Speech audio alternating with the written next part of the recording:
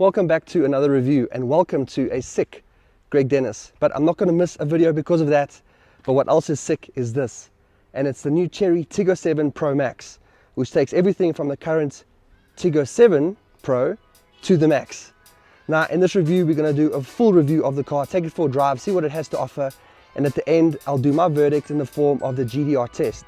Should you get it, drive it, or remove it from the list of cars that you're looking at?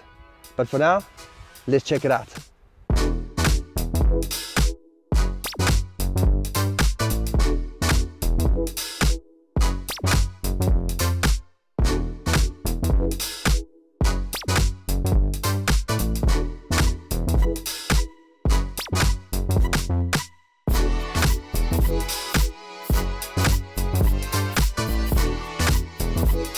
And welcome to the inside of the Chery Tiggo 7 Pro Max. Now this is the first Chery that I've kind of reviewed on my channels. I've had the Emotas and I've seen the JQ, I still need to review that. But you can see similarities and they're all part of the same family. But what's impressive about getting into a Tiggo or like a Tiggo 7 Pro Max like this is that you can see that they've thought about everything that the modern day consumer wants in a car. And they aren't going to throw a hefty price tag at that. Now to quickly run through some features that come standard in this model or like throughout the different derivatives and pricing ranges. Two huge dual displays in front here. You've got a panoramic sunroof, you've got wireless phone charging, you've got a 360 camera system, you've got a plethora of driving safety tech inside here. You've got a Sony audio system, you've got these really comfortable and they look like sports seats inside here. All of this from 500,000 to 609,000 Rand. You can find whatever option you can afford within the range, and I'm pretty sure that you're going to be pleasantly surprised with any of them that you end up choosing. But what powers all of them and the entire range is a 1.6 litre turbocharged engine, and that puts out 145 kilowatts and 290 newton meters of torque, which is quite impressive. So when you put your foot down, it tends to hurry up quite a lot compared to what the likes of like the Emota had and that sort of thing. You've got a lot more power in here and it gives it to you quite quickly. But putting that power through the wheels is a 7-speed dual clutch transmission. Now I've found the transmission to be quite nice and quick when you're driving and very seamless. You don't even feel like anything is kind of happening down there. But when you're at a standstill, kind of like what I'll do now, is I'll stop at a standstill like this and I'll put my foot flat, well not flat, but you'll find that first gear's very hesitant to go and it makes the driving a little bit unpleasant, and I'm in eco. So I'll put my foot down and it tends to rush forward until you get to second gear, and it's hard to kind of get that timing right. But I mean, a lot of power isn't really something to complain about, but just me noticing of how aggressive it is in first gear is just something to note, and something I thought that I might just tell you. But otherwise, once you're through and you're driving the gears, it's smooth. It's a really nice driving experience. It's very soft inside here. The ride comfort is nice, so the suspension isn't too firm either. It is an SUV, but this isn't necessarily an off-roader.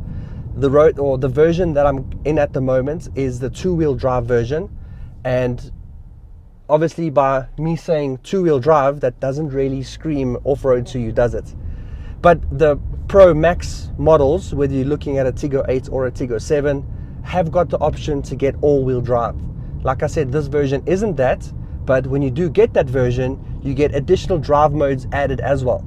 So like for me at the moment, I've got Eco, over here, I've got Eco. Normal mode entered. Sports mode entered. See, it tells you. I don't even have to tell you what mode I'm in. And then once you get into the four-wheel drive version, you get other off-road different drive modes that get added to that, because now you've obviously got the ability to drive with all-wheel drive. And then onto one of the biggest talking points about Chinese cars in the last couple of years is the fuel consumption. Now I'll put the fuel consumption of what Chery claims for this car up on screen, but what I've been able to achieve so far from, let's say, just general highway driving and driving quite cautiously was about 6.9, which I don't think is too bad at all. But it kind of varies, and in normal urban driving to the shops and back and home, I'd probably be in about 7.5 to 8. and while doing reviews like this, and I'm stopping and going and idling, it can rise to, I don't know, up to about 10. But I don't think that's 6.9 on the highway and 7.5 in general driving is too bad at all. Now I'll put all of the different derivatives that you get within the Tiggo 7 Pro Max range on screen for you to look at, and what each of them costs. Now you can see that the Chinese are coming hard and fast, because for just over R500,000 you're getting a lot of car, and you're getting a lot of really good looking car with some really decent materials inside you and some pretty good build quality. So you do have some soft touch rubber materials on top of the dash, which is a plus. You've also got this carbon fiber looking accent or detailing on the center of the dasher, which again is really cool. And obviously it's not going to be proper carbon fiber, but the fact that it's there and they've thought of what the people want to see within their cars, that's a win for me. And then you've got the soft touch materials a little bit further down. There's like 3 different steps to this dash. So I'm saying dash a lot, but that's because there's the top, the middle, and the bottom. And on the bottom, you've got this like leatherette with the contrast stitching, and the leatherette carries through within the interior. So this isn't leather seats, and you're not going to really get leather seats in any of the Chinese cars. They're normally going to be a man-made leather or some type of vinyl that looks like it. But then again, at over R500,000, I'm okay with this. I don't have to have proper leather.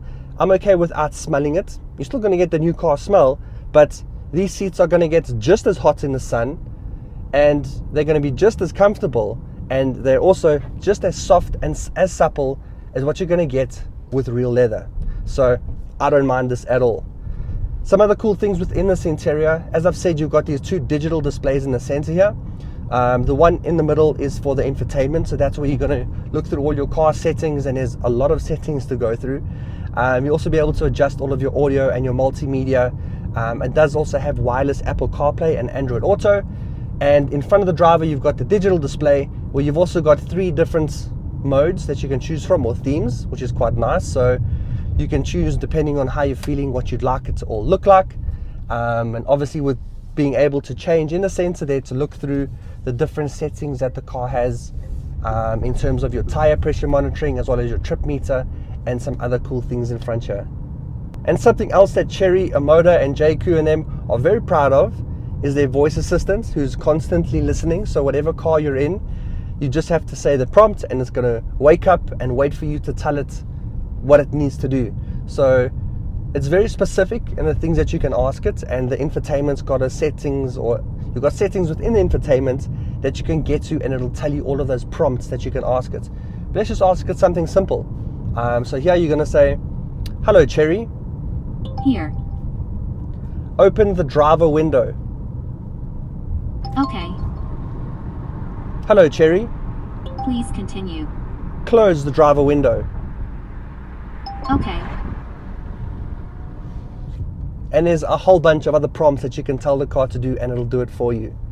The car also comes with an 8-speaker Sony audio system, which is a really nice touch, because this audio is actually, here's the car revving again in first gear. The audio system's really, really good in here. So you've got speakers up on the dash, you've got like 2 speakers in each door going backwards, the sub, and all of that. So you've got all audio, you've got all the clarity, you've got all of the deep down bass that you need. It's actually a really good sounding sound system. And then looking at the space and practicality, you've got a nice glove box down in the middle here. Right in front here, you've got space for 2 cup holders, and you've got your wireless phone charging. It's a 50 watt wireless phone charger, which is quite nice. So you're getting a little bit of oomph in power there. Then underneath here, you've got quite a big box, and down in the center there, you've also got a vent that can open and close, so you'll be able to cool things depending on if you've got your aircon on and off. You've also got storage in the doors here, which isn't that big. It's actually quite narrow in terms of the width in what you can fit something, which is a little disappointing. But to make up for that, you've got heaps of storage down underneath in the center here. So underneath your gear selector, you've got a bit of a cavity that you can also store some stuff as well, or hide your handbag or some of your valuables that you need to. And then working our way into the back, you'll be quite pleasantly surprised with the legroom back there. I mean, this is in my driving position. I'm about 1.87 meters tall, and I've got heaps of legroom back there. So I'm quite impressed with that. And then moving on to the back, in the back, you've also got quite a decently sized boot, lots of space there, and then also a power tailgate, so you can open it and close it effortlessly. And then in the center infotainment, you've also got a 360 camera system. So it takes all of the cameras around the car, maps them together, and gives you this 3D world that you can see your car living in. So you can see the car from all different angles, from the top, over the bonnet, all the way around it. You essentially have no reason to ever bump the car, and reversing this into parking spots is very, very easy. And depending on which version you choose, you'll also get all of the driver safety systems. So you've got your forward collision warning, you've got your rear cross traffic alert, you've got your lane keep assist, you've got the adaptive cruise control, and a whole bunch more, which I'll list on screen because there's a lot. And then onto the exterior. And this is a very, very good looking SUV. But making it stand out and different from the standard Tiggo 7 Pro are the addition of these blue accents here on the front bumper and on the rear wing. You've also got a new diamond pattern grille, as well as some new daytime running lights that run along the bottom here. What's cool about the Tiggo range is that you also get these red brake calipers, some really nice looking 18-inch wheels. You've got these chrome accents on the side sills, but you've also got a floating roofline. So what's cool here is this black part on the window makes the roof separate from the body, which makes the car also look very sporty. And you can also get a black roof to make it also contrast from the body, to make it look like it is floating. And then from the rear, you can see how that floating roofline carries through into the rear window. You've got the Chery badging, you've got 290T because that's for the torque, and then that is the Chery Tiggo 7 Pro Max. You've also got this rear light bar that goes from side to side.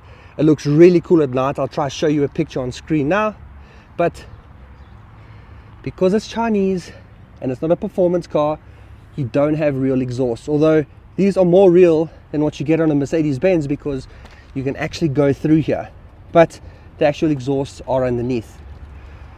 Overall, a very good looking SUV. I think it's got just the amount of changes and sportiness to make it a Pro Max model, but yeah, I love it. Now there's also a few things that I'm not a major fan of, and I feel like if they were fixed, it would make the overall experience a little bit better. And for me, that's going to be the space in the front here. For me as the driver, my seat can't go any lower than what it is, and the steering wheel can't go any higher either. And my legs are now about this far away from the steering wheel, so I do feel a little bit cramped in the front here, but I'm still comfortable, but I could be a lot more comfortable.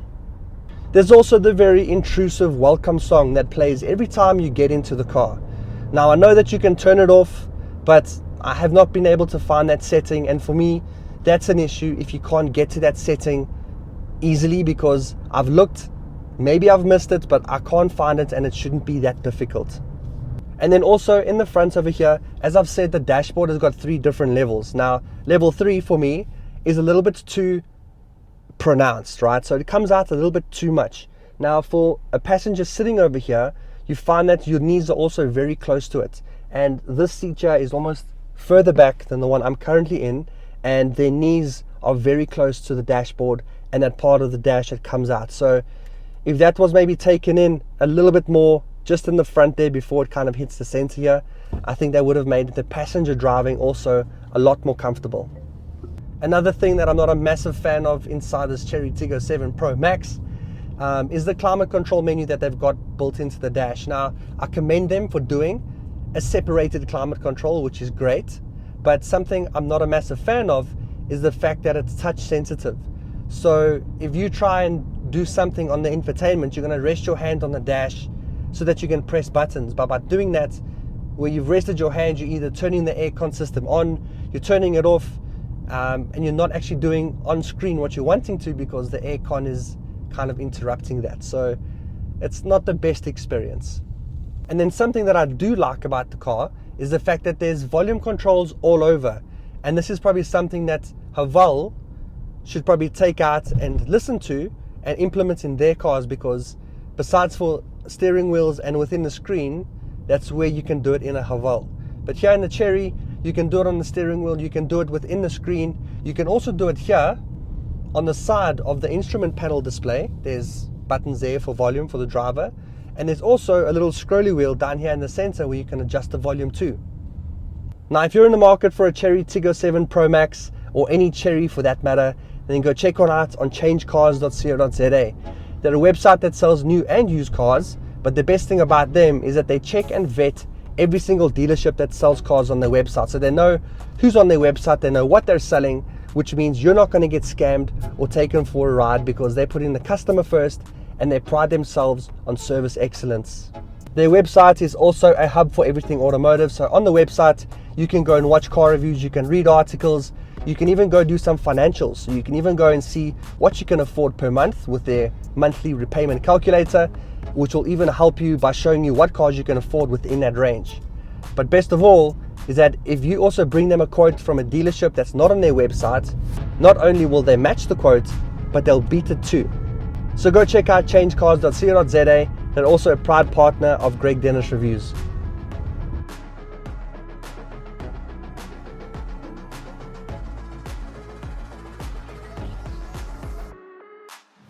And then onto the verdict in the form of the GDR test. Should you get it, drive it, or remove it from the list of cars that you're looking at? Now for me, I would go and get this car.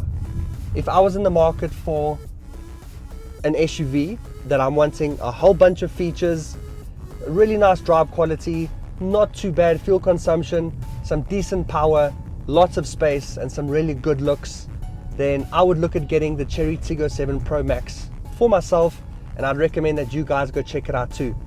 So go and get the Chery Tiggo 7 Pro Max, go take it for a drive, and I'm pretty sure that you're going to be just as impressed as what I am. So thanks for watching another Greg Dennis review. I hope you enjoyed this video, and I hope you learned a little bit more about the Chery Tiggo 7 Pro Max. And if you did, please will you drop a like below. And if you want to see more videos like this and other car reviews, then make sure that you're subscribed. And until then, I'll see you in the next one. Cheers.